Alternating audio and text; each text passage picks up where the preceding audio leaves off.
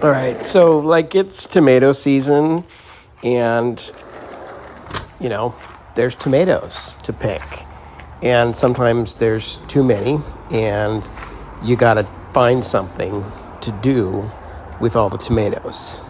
And my second favorite thing to do with tomatoes, because my first is to eat them, my second favorite thing to do is to make sauce. And my wife grew these amazing San Marzano. I know they're not from San Marzano, but that's the whatever style they are.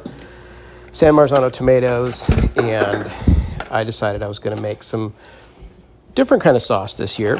So many of you will recognize what I'm doing here. I'm blanching the tomatoes, right? So I'm taking the tomatoes, I quart them, and then I'm throwing them in some boiling water. Got an ice bath ready. Make them, a minute or so in there. Take them off the water into the ice bath. And then what happens is the skins get really easy to pull off, and you can just skin them out like that. And I'm going to cut up some garlic, and that is a job for my trusty man kitchen knife. Garlic is essential in sauce, I'll just say that. So if you're not already keenly aware, this is my favorite part of making the sauce.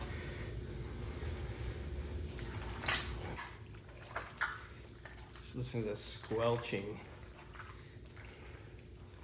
Your goal is to get these things pulverized down into just nothing. Nicely.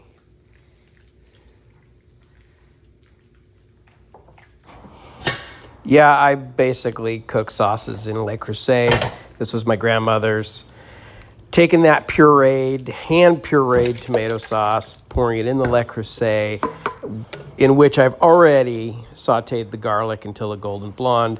I'm going to add some carrot chunks, some onion chunks, and this is a cool thing, a tomato vine from the vine they grew on.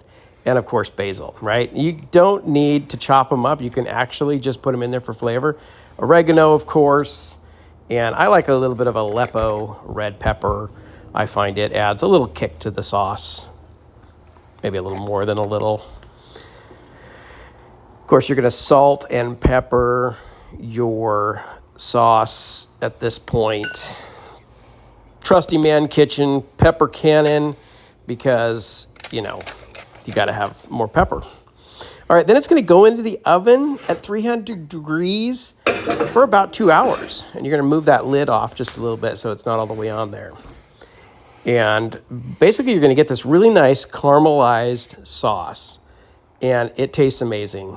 And then you're going to freeze it. And now you got sauce all winter.